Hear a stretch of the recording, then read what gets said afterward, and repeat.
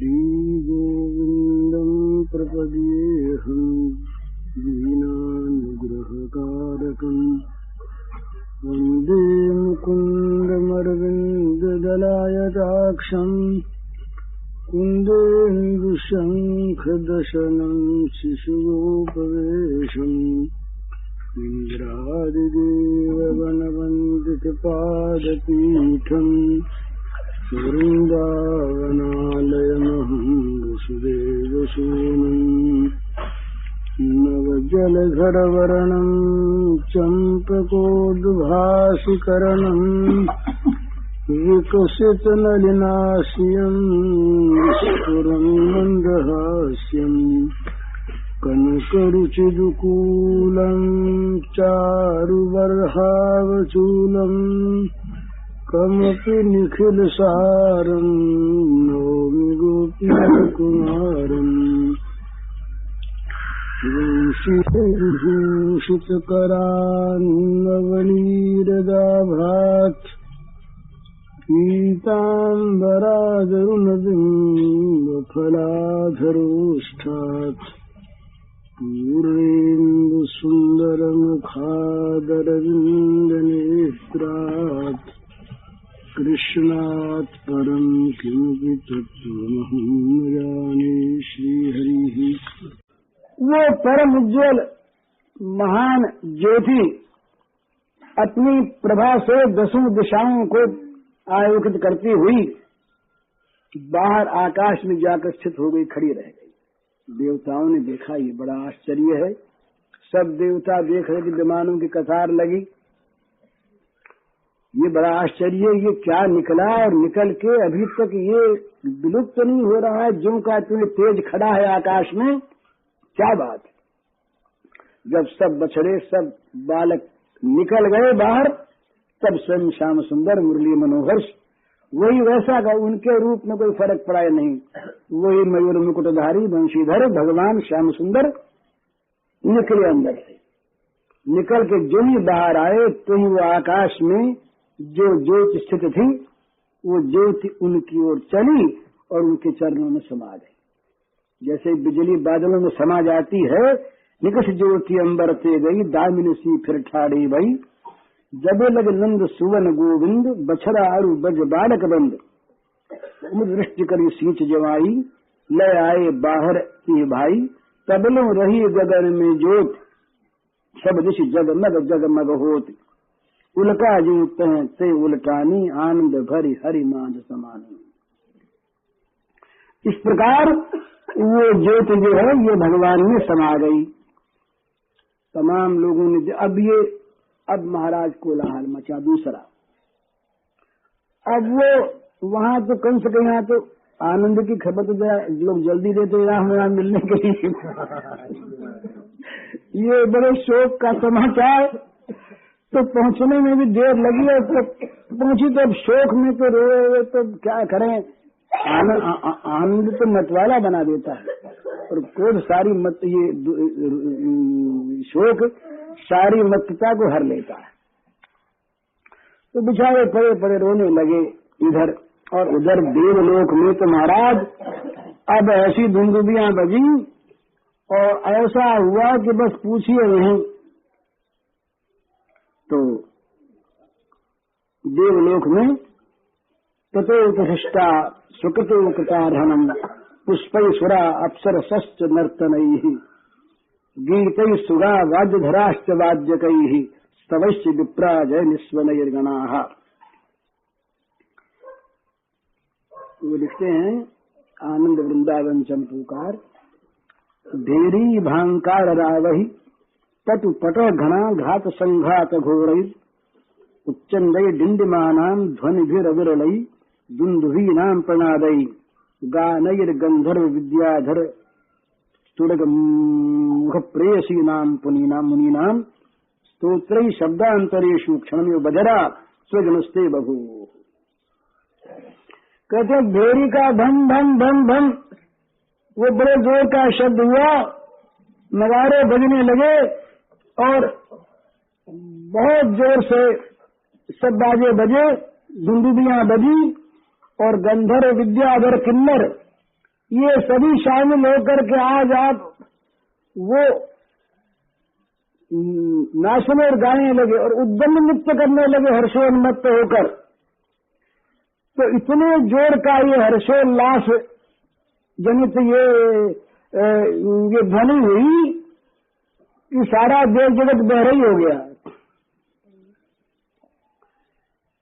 सुनाई लगे कौन क्या गा रहा है अलग अलग, सभी गाँव और सभी नाचे सभी बजावे, तो अलग अलग सुनने की शक्ति नहीं रही कि किसी में भी शब्द ग्रहण करने में उनकी जो कर्णेंद्रियां हैं ये मानो सर्वथा कुंठित हो गई, विलुप्त हो गई, और सारी देवनगरी देव मंडल इस प्रमोद प्रवाह में, इस सागर में डूबकर प्रमत्त हो उठा। मत्ते वासी अमर नगरी सागरीय प्रमोदयी।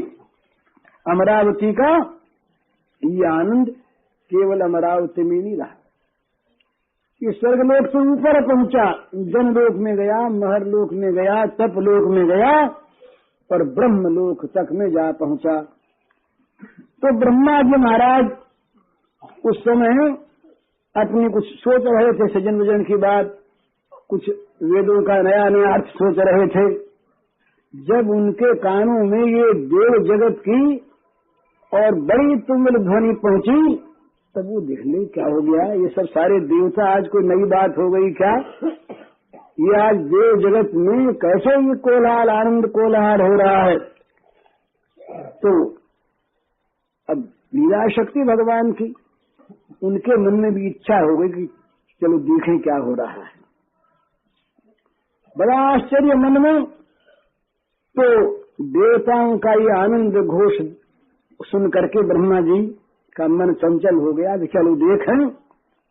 ये सुना कि ये तो तमाम ऋषि मुनि सब स्तवन कर रहे हैं, तमाम चारों ओर स्तवन की ध्वनि उठ रही है, बाजा रहे सब जय जयकार, सब जय बोल रहे हैं, जय कन्हैया लाल की जय, जय श्याम सुंदर की जय इत्यादि, तो संगीत स्वर हो रहा है। ये महामहोत्सव मंगल ध्वनि, वो बोले ये इतनी दूर कहाँ हो रही है, सुनाई पड़ती नजदीक सी, क्योंकि सारे लोग नाच उठे ना। तो ब्रह्मा जी स्थिर नहीं रह सके, तुरंत वहां से उतरे और उतर करके वो तो समर्थ हैं जहां पर ये लीला हो रही थी, वृंदावन बिहारी भगवान श्याम सुंदर की अघासुर उद्धार लीला, अघासुर के सारे अघ का नाश करके उसको परम पुण्य प्रेममय बना देने की लीला जहां हो रही थी, वहां ये आ पहुंचे। उस समय ये पहुंचे कि जिस समय वो ज्योति बाहर खड़ी थी, उसके पहले आनंद कोलाहल तो होगा ना, उसका सिर फटते ही, तो ये ज्योति जो बाहर खड़ी थी और बाहर भगवान आए नहीं थे, उस समय ही ब्रह्मा जी आनंद कोलाहल को सुन कहने में तो देर लगी, हो गया बहुत जल्दी काम, देव जगत में बहुत जल्दी होता है। तो आ गए ब्रह्मा जी ने देखा कि भाई ये ज्योति में प्रवेश कर गई। तदद्भुत स्तुत सुवाद्य गीतिका जया जनैकोत्सव मंगल स्मनान श्रुत्वा स्वधाम्नों त्यज आगतोचराद दृष्ट्वा महिषस्य जगाम विस्मयम्। ये जब देखा कि भगवान के चरणार विंद में और वो अघासुर के अंदर से निकली हुई आत्मज्योति प्रवेश कर गई, तब बड़ा आश्चर्य हुआ ब्रह्मा को कि भाई देखो, जिसका जीवन बीता दूसरे को दुख देने में ही, जिसके जीवन में कोई पुण्य नहीं, केवल पाप पूर्ण जीवन, जिसका नाम ही पाप,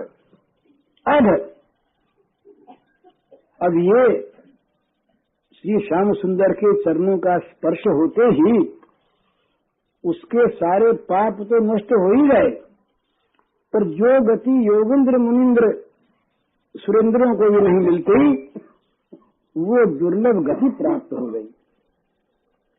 ये ब्रह्मा जी को बड़ा आश्चर्य हुआ। और आश्चर्य की कोई बात भी नहीं। ये कहते हैं सुखदेव जी महाराज, नैतद विचित्रम मंजार्भयामायिनः परावराणाम परमस्य वेधसः अघोपितयत् स्पर्शन धौतपातकः पापात्म साम्यम तसताम सुदुर्लभम। अरे भाई, एक बार सच्चे रूप में जिसके मन में भी भगवान आ जाते हैं उसको भी परम गति प्राप्त हो जाती है। और न मालूम कितनों को आज तक हो चुकी। अपने मन की भावना से कल्पित भगवान की मानस मूर्ति क्षणकाल के लिए भी यदि किसी के हृदय में प्रादुर्भूत हो जाती है तो वही उसको दुर्लभ गति दे देती है। माने भगवान का मन में आना, ध्यान में भी, चिंतन में भी, ये परम मंगलमय है। इसीलिए ये कहते हैं महात्मा लोग कि भी कैसे भी किसी भाव से भी भगवान को मन में लाओ।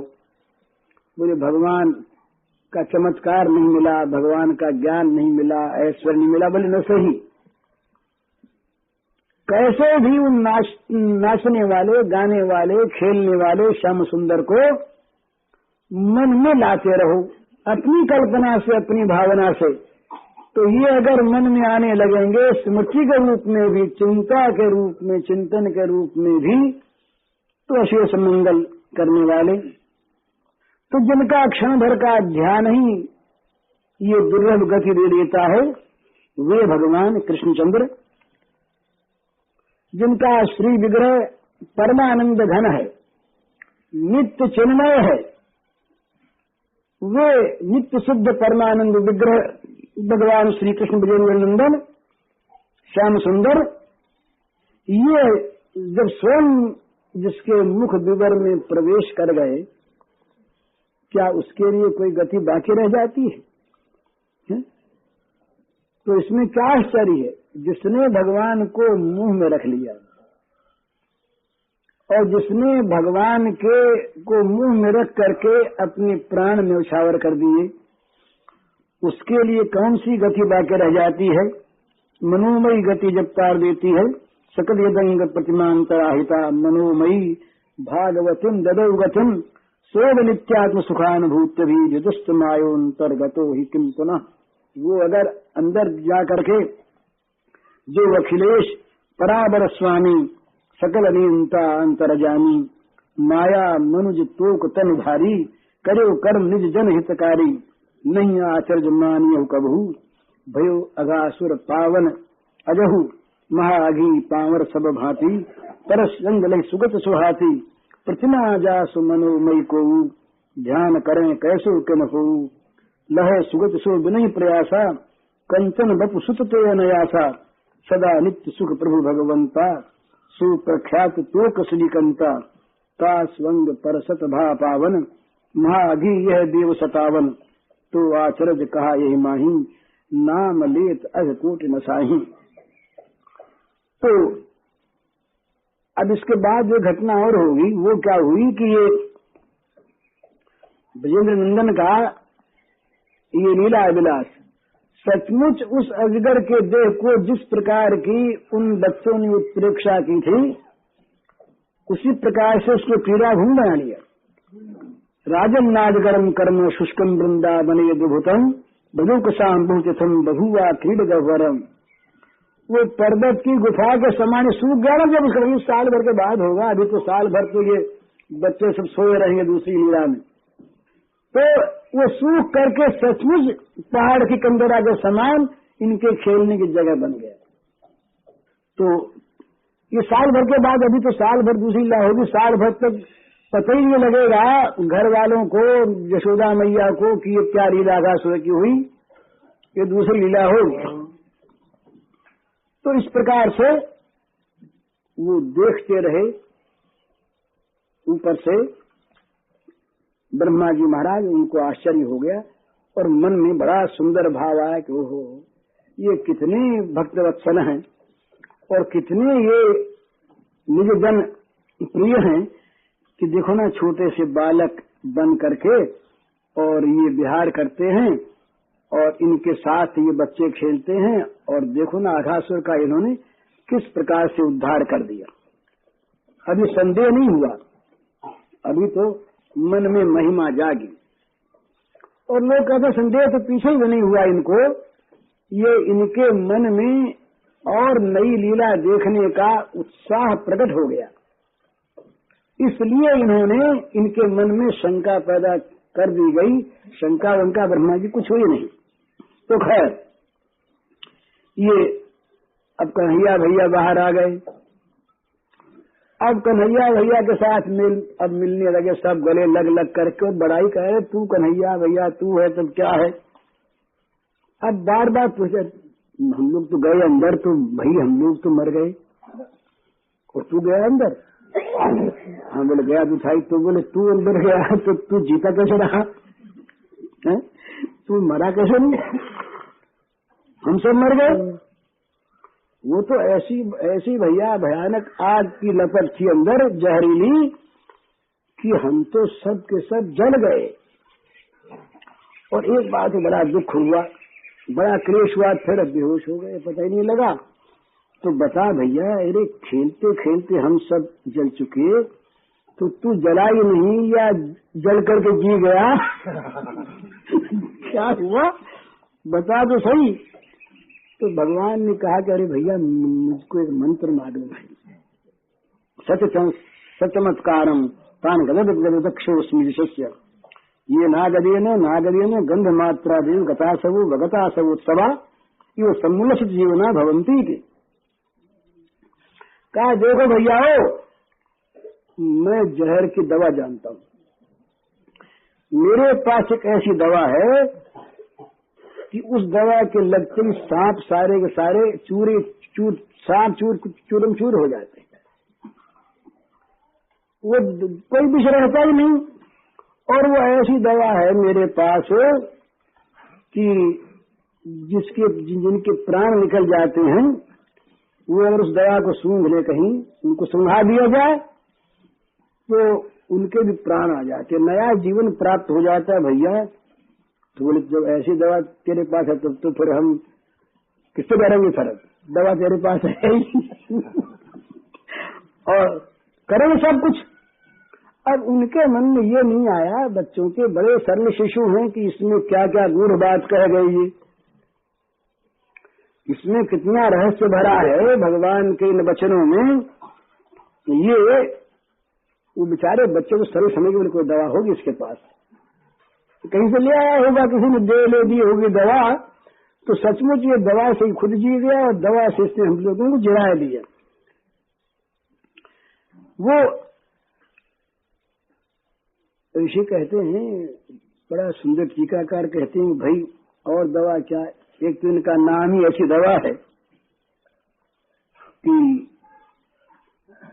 जो निश्चेष्ट प्राणी हो गए हैं जीवित रहने में, जीवित रहना क्या है, भगवान की ओर लगना है, जीवित रहना ही तो मुर्दा है।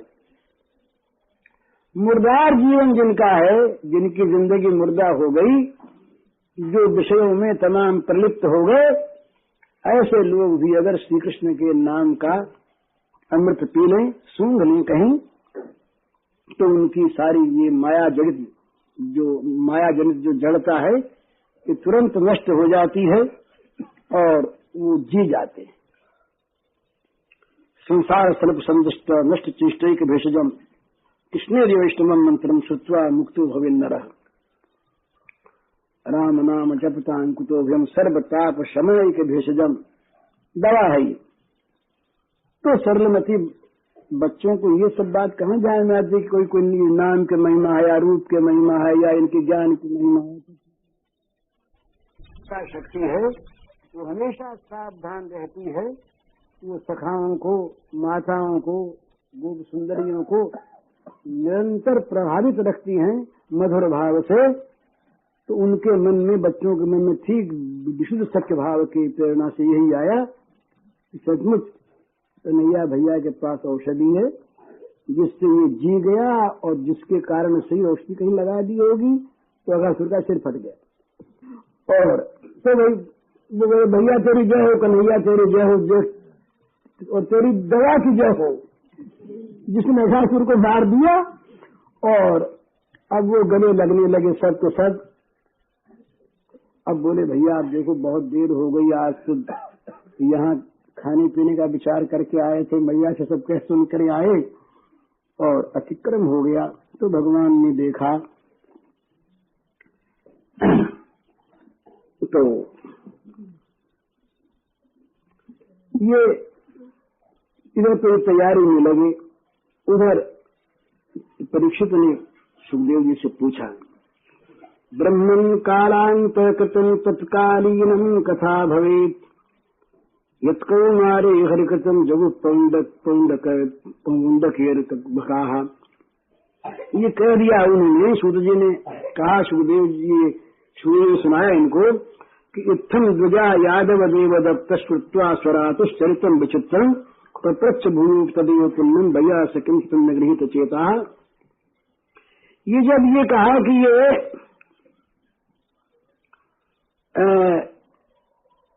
भगवान की बड़ी विचित्र सुंदर लीला,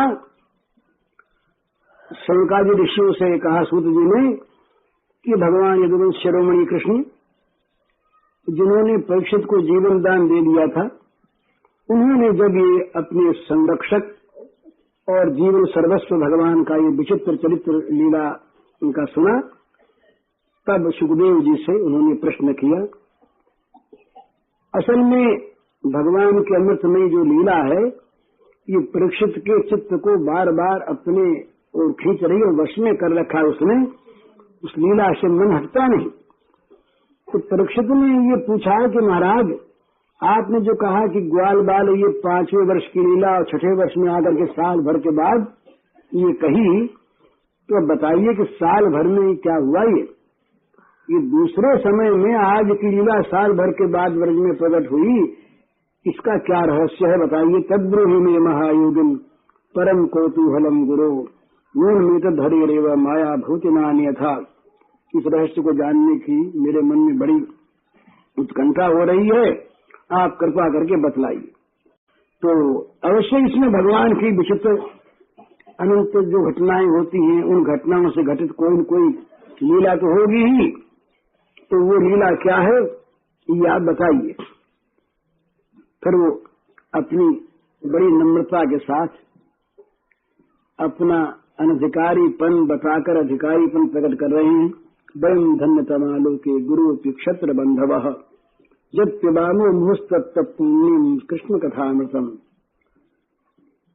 परीक्षित जी बोले, गुरुदेव हम तो नाम मात्र के अपराधी क्षत्रिय हैं, ये ब्राह्मण सेवा से हम लोग विमुख हैं, पर तो भी हमारा बड़ा भाग्य है कि आपके मुखार बिंद से, मुख कमल से जो परम पवित्र श्री कृष्ण लीला अमृत का जो झरना बह रहा है, झर रहा है, इसलिए हमें पान करने को मिल रहा है। महाराज ये आपकी कृपा है, हमारी कोई योग्यता नहीं। तो सूत जी बोले, इत्थम स्म पृष्ठ सतवादरायण सत्स्मारिता अनंतरता अखिलेन्द्रिय तुच्छ्रात लब्ध बृहदृषि सनई प्रत्याह तम भागवतोत्तम। सूत जी बोले कि शौनक जी, जब परीक्षित ने इस प्रकार से प्रश्न किया तो जरा सी आंख मूंदी सुखदेव जी ने और अगली सारी लीला उनके सामने आ गई।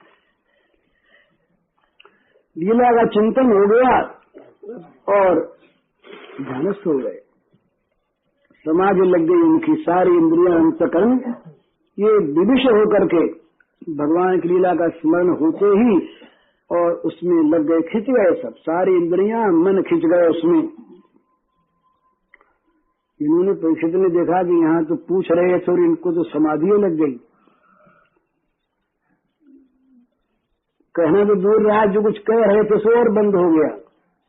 अब सुखदेव जी की आंखों से अश्रु प्रवाह होने लगा, शरीर पुलकित हो गया। समाधि के बाद ये जो अवस्था हुई, शरीर पुलकित हो गया और रोमांच हो आया, आंखों से प्रेम के अश्रु बहने लगे, विचित्र अवस्था उनकी हो गई। तब परीक्षित ने कहा, महाराज जरा चेत करिए। तब इन्होंने बड़े श्रम से, बड़े कष्ट से, कृच्छ्रात, हटना नहीं था मन वहां से, पर बड़ी मुश्किल से, कठिनता से उन्होंने अपने मन को वहां से हटाया। बाह्य ज्ञान हुआ, तब ये लीला का वर्णन करने लगे। ये 12वां अध्याय समाप्त। तो अब 13वां अध्याय प्रारंभ होता है। सुखदेव जी बोले, साधु पृष्ठम महाभाग त्वया भागवतोत्तम यह नूतन शिष्य कृष्ण शृण्वन्नत कथा मुहु सतामयम सारभृताम निसर्गो यदर्थवाणी शुचिचेतसामपि प्रतिक्षणम नद्य वदच्युतस्य यत् स्त्रिया विटानामिव साधुवार्थ शुनस्वावहितो राजन्नति गुह्यम बदामि ते ब्रूयुस्निग्धस्य शिष्यस्य गुरुः गुह्यमप्युत यथा तथा भवदनान् मृत्यो रक्षित्वा वत्सपालकान् सर्पफलनुमानीय भगवान इदम अब्रवीत। ये अब सब के सब पुलिन पर आ गए और परीक्षित जी महाराज कहते हैं, अब यहाँ एक इन्होंने देखा गोस्वामी महाराज ने कि गंगा के तट पर जहाँ ये कथा हो रही थी, वहाँ भी ये नियम ही है कि कथा के बीच बीच में कीर्तन ध्वनि होनी चाहिए। अगासुर मोक्ष का जब ये प्रकरण समाप्त हुआ तो बड़े जोर का वहाँ कीर्तन होने लगा और धीरे धीरे सभी लोगों में प्रेम जाग गया और सभी लोग प्रेम में मत्त हो करके भगवत रस में डूब गए। तब इन्होंने देखा कि अब ये फिर अधिकारी बन गए। माने भगवत लीला कथा के अधिकारी कौन है? जो प्रेम रस में निमग्न है, वो जो शंका करने वाले, कौतूहल से सुनने वाले, हंसी मजाक के लिए सुनने वाले, समय काटने के लिए सुनने वाले और तर्क से सुनने वाले, इनको भी सुनने से लाभ होता है, परंतु ये वास्तविक श्रवणाधिकारी नहीं है। श्रवणाधिकारी वो हैं कि जिस लीला का वर्णन है, उस लीला के रस में जिनका मन निमग्न हो जाता हो, जो उसमें परम दुर्लभ भगवत रस का आस्वादन कर पाते हैं, वे जो तो ये सबका मनोरंजन करने वाली है। ये कथा, भगवान की लीला कथा, जो नहीं समझते हैं वे भी सुनकर के प्रसन्न होते हैं, परंतु इसके अधिकारी कौन हैं? जो स्वयं लीला सुनने के लिए अत्यंत व्यग्र होते हैं। ये सारे के सारे वहां सुनने वाले श्रोता वो अधिकारी, और परीक्षित महाराज तो महान अधिकारी। तो अब परीक्षित महाराज का लीला का परम आग्रह देखकर उन्होंने अपने ध्यान को छोड़ा और बोले, महाभाग, भागवतोत्तम, ये 2 बार संबोधन किया। तो इससे सुखदेव का ये कहना है कि महाराज परीक्षित, तुम्हारे समान भाग्यवान जगत में कोई नहीं। अब सांप डस गया, मरने को बैठा है, घर छूट रहा है, राज्य छूट रहा है, और ये कहते तुम महाभाग हो। कोई विषय आदमी सुने इसको तो बोले ये महाभाग हो, किसी मरते आदमी कहे कि तुम महाभाग हो, तुम बड़े भाग्यवान हो। तो लड़ पड़े आदमी, बोले हम तो मर रहे हैं और ये कैसा भाग्यवान है। तो कहा भाई तुम्हारे समान भाग्यवान कोई नहीं। क्यों भाग्यवान कोई नहीं? पहले की बात याद दिलाई कि माता के गर्भ में, उत्तरा के गर्भ में मर चुके थे। लोगों को बड़ी साधना के बाद दर्शन होते हैं, तो तुम्हें तो गर्भ में दर्शन हो गए। तुम कितने बड़े भाग्यशाली हो कि तुम जब माता के गर्भ में रहे उस समय, और तुमने चाहा भी नहीं कि हमको दर्शन हो, कहाँ तुम्हारे में ज्ञान था। तुम तो वहाँ मृत्युवत हो चुके थे ब्रह्मास्त्र से। तो उस समय उधर में प्रवेश किया भगवान ने स्वयं तुम्हारी माता के, तुमको जीवित किया और तुमको वहाँ पर अपने दर्शन दे के कृतार्थ किया। तो तुम्हारे समान कौन भाग्यवान। और इसके बाद परम सौभाग्य ये है कि भगवान की लीला कथा श्रवण करने के लिए जिसके मन में उत्साह, उल्लास और उत्कंठा पैदा हो जाए। विषय वार्ता सुनने के लिए सब लोग लोलुप हैं। भोगों की बात, धन की बात, विलास की बात, इंद्रियों के विषयों की बात, ये सबको अच्छी लगती है और सभी लोग समुत्सुक रहते हैं, परंतु वो भाग्यवान नहीं। भगवान को छोड़कर भोगों में लगे वो हैं अभागे, और वे हैं नरक रूप। क्यों नरक रूप है कि नरकों का सामान वो इकट्ठा करते रहते हैं अपने अंदर संस्कार रूप से, और उनके आसपास रहने वाले, उनसे मिलने जुलने वाले भी नरकों में जाने के लिए तैयारी करने लगते। भोगों की बात, और किसी प्रकार से बोले अमुक ने ये कमा लिया, उसके पास इतना मन रुपया हो गया, उसके पास इतना आराम हो गया, चलो हम भी वैसे ही बने। तो कैसे बने, बोले वैसे ही काम करो तो अपने बने। तो जिन नरकों का संग्रह करके कोई संसार के भोगों को प्राप्त करता है, उसके संग से उसी प्रकार के नरकों का संग्रह करने में मनुष्य लग जाता है। तो वे स्वयं अभागी और दूसरों को अभाग देने वाले। वे तो तुलसीदास जी ने कहा, तेरे नरक रूप जीवत जग भव भंजन पद विमुख अभागी। जो भगवान के चरणों से विमुख हैं, वे जगत में कितने भाग्यवान चाहे कहलावे, वे हैं वास्तव में अभागे, और हैं वे नरक रूप। खुद जलते रहते हैं रात दिन। लोग चाहे उनको समझें बड़े सुखी हैं, पर उनका जो अंतर्दाह है, अंदर की ज्वाला, ये भड़कती रहती है। जो उनके पास आके बैठते हैं उनका भी जलना शुरू हो जाता है। अच्छा आदमी भी जो साधक है, वो अगर भोगियों के पास रहने लगे तो भोगियों की अंतर ज्वाला उसके अंदर आ जाएगी और वो भी जलने लगेगा। संतोषामृत जो उसका है वो सूख जाएगा और विषय कामना की आग उसके हृदय में प्रकट हो जाएगी। इसलिए कहा है कि भाई किसी प्रकार से भी भोगी का संग न करे। भोगी का संग बड़ा गिराने वाला।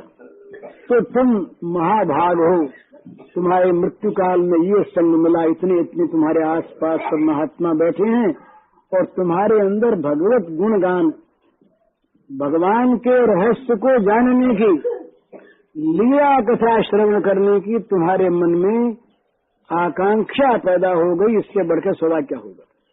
तो भगवान की लीला कथा सुनने जानने की जिसके मन में उत्कंठा पैदा हो जाए, इसमें जिसको रस आने लगे, वो भाग्यवान।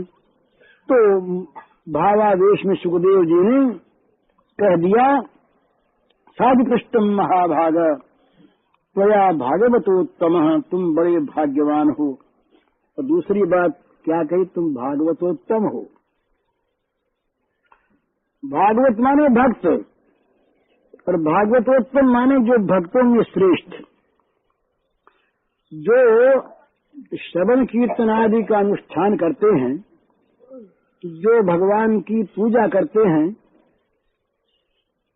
जो भगवान का चिंतन करते हैं, वे भक्त हैं, भागवत हैं।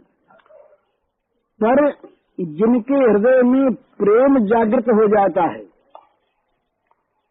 और उस प्रेम प्रबल हृदय को लेकर के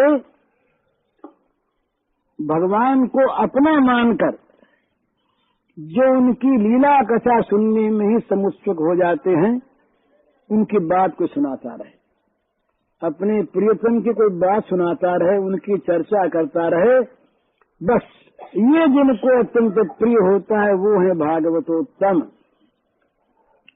जो भागवतों में श्रेष्ठ हैं, उनसे कोई ये कहे कि भाई तुम क्षण काल के लिए, आधे क्षण के लिए तुम भगवान को भूल जाओ और तुमको हम मुक्ति भुक्ति सब दे देंगे, 14 लोगों का तुमको वैभव दे देंगे, तो वो नहीं मानते। त्रिभुवन विभव ये तवेति, त्रिभुवन का वैभव उन्हें प्राप्त हो और कह दे कि तुम जरा सी देर के लिए भोग को याद कर लो भगवान को छोड़ करके, तो वो कहेंगे हमें नहीं चाहिए। तो हम तो रात दिन भोगों की स्मृति करते हैं, भोगों की स्मृति उन भागवतोत्तमों के तो मन में उदित नहीं होती, उनके मन में तो कभी भोग आते नहीं, आ सकते नहीं, और हम रात दिन भोगों में रहते हैं, भोगों से अलग हो सकते नहीं। ये हमारा उनका बड़ा भारी अंतर है। तो ये सुखदेव जी ने कहा कि तुम भैया भागवतोत्तम हो, तुम्हारे समान भागवतोत्तम जगत में कोई नहीं, इसीलिए ये तुम्हारा साधु प्रश्न है। जितने और प्रश्न हैं ये सारे प्रश्न उत्तम प्रश्न हो सकते हैं। तत्व की बात जानने का प्रश्न भी बड़ा ऊंचा प्रश्न, पर प्रेम प्रबल हृदय से पूछा हुआ भगवान की लीला कथा का जो प्रश्न है ये साधु प्रश्न है। तो सुखदेव जी महाराज परम शिरोमणि, इन्होंने भागवतोत्तम और भागवत महाभाग कह करके परीक्षित का अभिनंदन किया और कहा भाई ये गुण ग्रहण करने का है।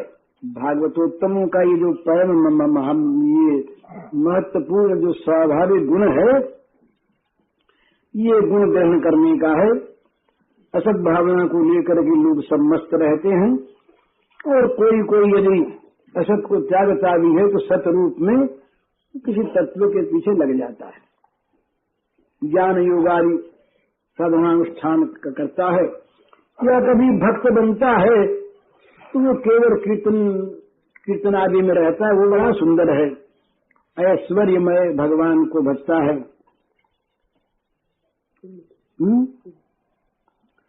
तो वो भगवान के ऐश्वर्यमय धाम को प्राप्त करता है,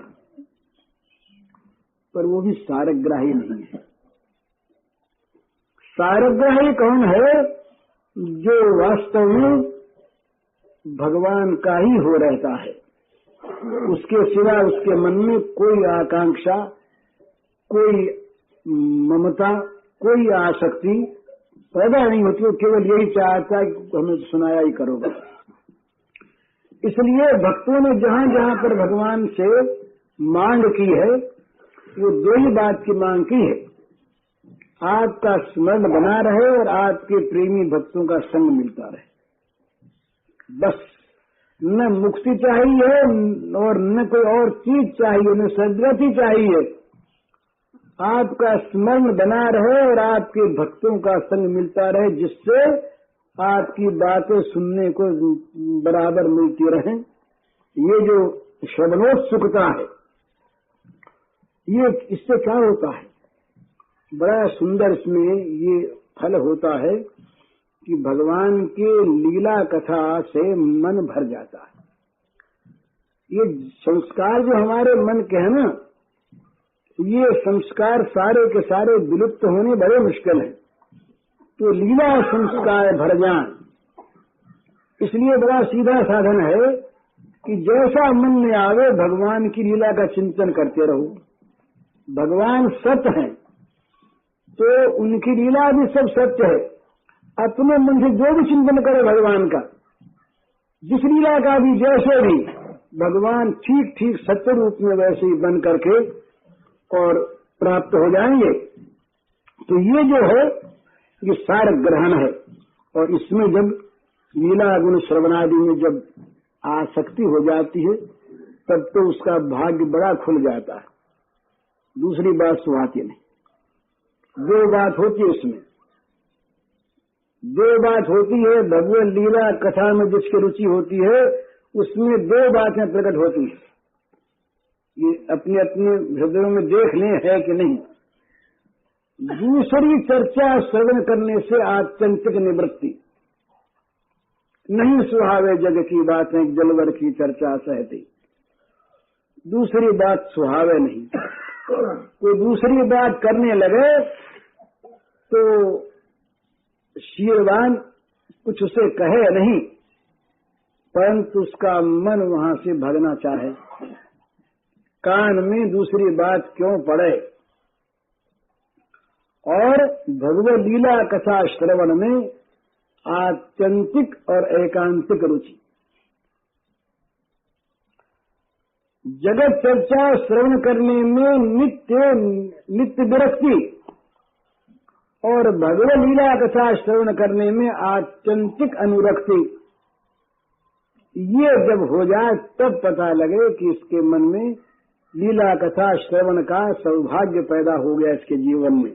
तो इस समय परीक्षित को न भूख लगती है न प्यास लगती है, और परीक्षित लीला कथा सुनने के लिए समुत्सुक। तो सुखदेव जी महाराज परम शिरोमणि इन्होंने कहा कि भाई तुम जो हो ये वास्तविक सारग्राही हो, कूड़े करकट में तुम्हारा मन नहीं जाता, सार ग्रहण करना चाहते हो, इसीलिए तुम ये श्री कृष्ण की कथा सुनने के लिए पूछ रहे हैं। इसीलिए तुम्हारे मन में श्रवण की आकांक्षा निवृत्त नहीं होती और प्रतिक्षण सुनने का तुम्हारा चाव बढ़ता चला जा रहा है। ये जो श्रवण में, लीला कथा श्रवण में जो दूसरी बात बीच में मन में आती है ना हमारे, इसका अर्थ यही है कि कूड़े करकट में हमारा मन अभी जाता है, हम उसमें लगे हुए हैं। नहीं तो दूसरी बात अच्छी न लगे, उसी की चर्चा। मच्चित्ता मदगत प्राणा बोधयंत परस्परम कथयंत तस्मा नित्यम तुष्यंति च रमन्ति च। उसी में संतोष, उसी में प्रीति, उसी में निरंतर रमे रहना। तो परीक्षित जी से बोले सुखदेव जी कि भाई तुम पर श्री कृष्ण की बड़ी कृपा है। ये आगे आगे रहस्य खोलते चले जा रहे हैं ना। लीला कथा का रहस्य उनके सामने नहीं कहा जाता जो संदेहवादी, उनके सामने भी कहना नहीं चाहिए जो भक्त नहीं है। सुनना नहीं चाहते उनको भी नहीं कहना चाहिए, क्योंकि वहां पर वो कथा का जो रस है वो विरस हो जाता है। तो लीला कथा जो सुनने में समुत्सुक हो, जिनका मन नया नया आनंद प्राप्त करता हो, ऊबता न हो, जो ये चाहते हो कि लाख लाख कान हो जाएं और दिन रात बहुत बड़े हो जाएं, केवल सुनते ही रहें, उनके सामने ये लीला कहनी चाहिए। तो परीक्षित से बोले कि तुम पर श्री कृष्ण की अपरिसीम कृपा है, तो तुम ही अधिकारी हो। बिना अधिकारी के कहा नहीं, तुम अधिकारी हो। अब तुम्हें हम कृष्ण की लीला कथा सुनाते हैं, तुम श्रवण करो। ये महाभाग और भागवतोत्तम, इसमें तो कई पेज हैं, और इसमें महाभाग और भागवतोत्तम ये दो विशेषण जो संबोधन में दिए सुखदेव जी महाराज ने, इससे लीला कथा श्रवण के अधिकारी का निरूपण किया।